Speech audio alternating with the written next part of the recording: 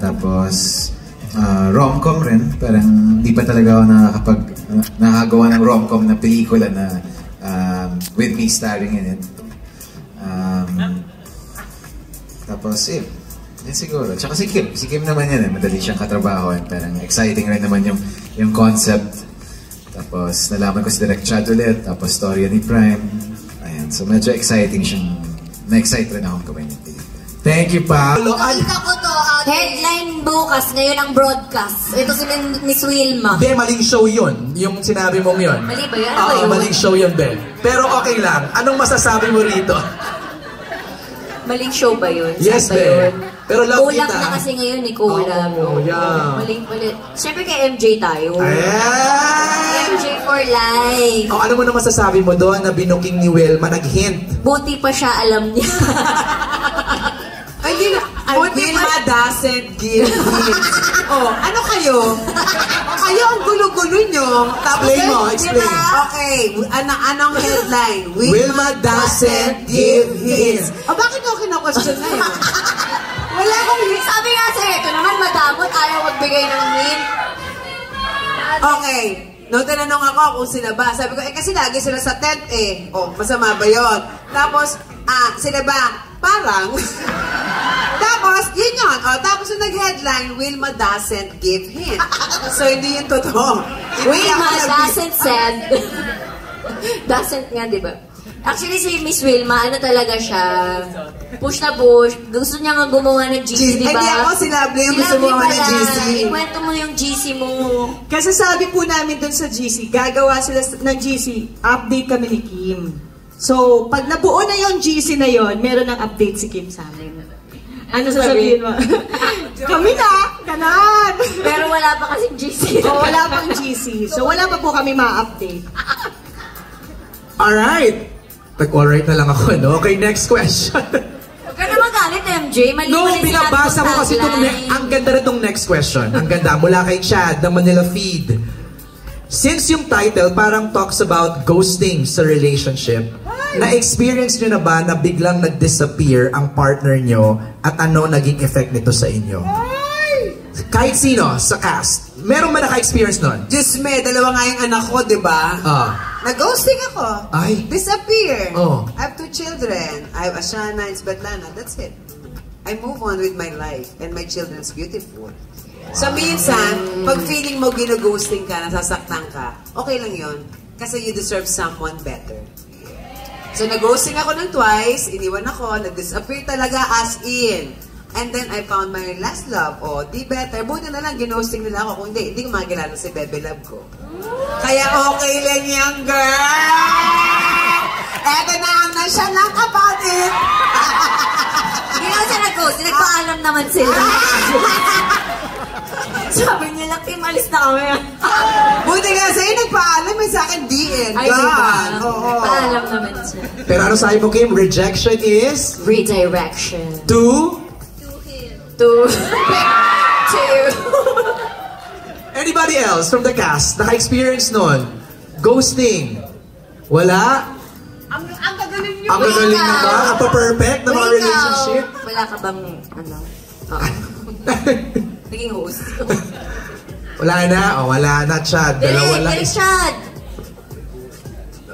Nagpaalam din. Pero lahat ng sadness, lahat ng pain, gusto ko maalis na yun para happy na lang. Pero hindi ka naman magiging tao kung hindi ka nakakaramdam ng pain. So wala na lang. Tao? Sa akin parang ganun rin in general. Siguro yung mga pain na nararamdaman ng mga tao. Mga paghihirap nila. Ayan, sana kung pwede lang mawala at pwedeng tanggalin. But ika nga sabi ni Kim, kailangan nating pagdaanan yan because it's part of being human. Yes, tsaka growth. Correct. Uy, may utang ka, parang ayoko na. Disappear na lang ako. Disappear na lang ako. Yun, so aside sa love, sa utang, ganun. Diba? Ano pa? What else? Karina, Wilma, what else can make you disappear? Siguro kapag napagod na, Ay. ganyan. Sometimes you wanna be alone para may me time ka naman muna. Oo. Mula kay Joe M. Madrazo. Stress ba siya? Hindi Advice. Ako nag-workout naman ako tuwing umaga talaga. You guys work out together, right? Hindi naman lagi. Hindi naman lagi. May kakataon lang. Pero tandem ng shoes, tandem ng... Saan tandem ng shoes? Pareho ng bike. Hindi naman. Diba? Hindi naman. Pero nag-workout ako para makakapag-distress. Tama. Saka, endorphins na rin yun. Kasi. Correct. Parang isa ka sa brain di ba? Para mas functioning. Pao, ikaw, how do you, balance stress or fight stress? It's the same thing. Parang workout rin. Parang the first thing I do in the morning is workout. Tsaka lagi kang sinestress na lately ko lang natutunan. Okay palang balansehin yung work tsaka yung pahinga. Ayan. Kailangan hinahanapan talaga ng tamang balance para makaiwas sa stress. Agree. What advice would you give, Pao, to people going through heartbreak? Siguro yung advice ko sa mga may pinagdadaanan ngayon is it's not the end of the world. Parang minsan iniisip natin katapusan na ng lahat, pero habang pinagpapatuloy natin yung buhay natin, mas nagkakaroon tayo ng mas nakakahanap tayo ng mga mas mabubuting at mas magagandang mga bagay na dumarating sa buhay natin. So it's not the end of the world. And there's always something to look forward to. Saka just go through it, no? Parang kung heartbreak, sige, sulk in sadness, di ba? Tapos after nun, laban lang. Ika nga ni Wilma. Ito maganda, from John Bueno of kumagkao.com for Kim. Kim, you and Pao are very experienced now when it comes to love. What do you think is the reason why people should not give up on it and still have a relationship? Grabe naman yung sobrang experience na parang ilang naman jowa ako, dalawa lang sila.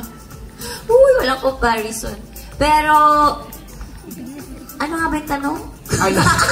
What do you think is the reason why people should not give up on love? That's right. Kasi, di ba, love naman ay isang bagay na nararamdaman natin na hindi siya nabibili, tsaka hindi siya nabibigay. Di ba, kahit sobrang trabaho mo, sobrang mabait kang tao, hindi naman siya kusang binibigay, ini-experience siya. Tsaka part siya ng pagkatao natin, na kapag nagmahal tayo, masaya tayo, kapag nagmahal tayo, malungkot tayo, ang daming nabibigay sa atin na emotions that makes us human. So, Lord,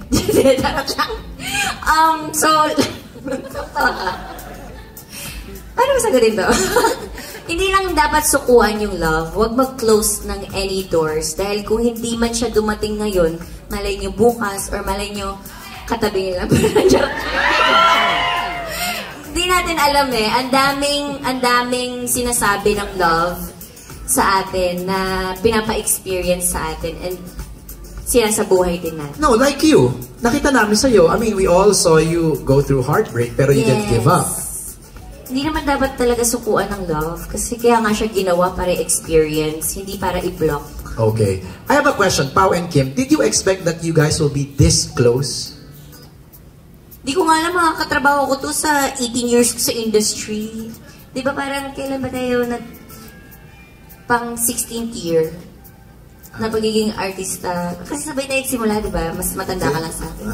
High school ako, pinapanood na kita sa... Uy, hindi napanood kita sa Starstruck. Sumasayo ka pa. So, pinapanood mo na ako ng mga panahon. Yeah! Actually, bumoto ako.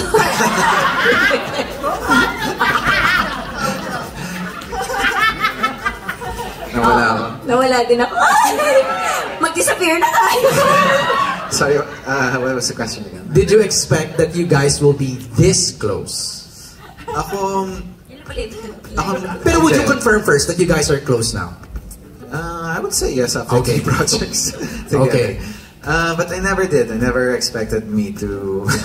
Actually, hindi ko nga alam na makakatrabaho ko si Kim. But you manifested it. I wanted to work with her. Pero, ayun, never ko talagang in-expect. Kasi parang, after a while, parang naging iba na rin yung tahak ng mga gusto kong gawin. So, hindi ko alam na kay Kim pala ang bagsak ko. Hello! Pwede ang gusto na lang yung media ko na to. Okay ba, Inga?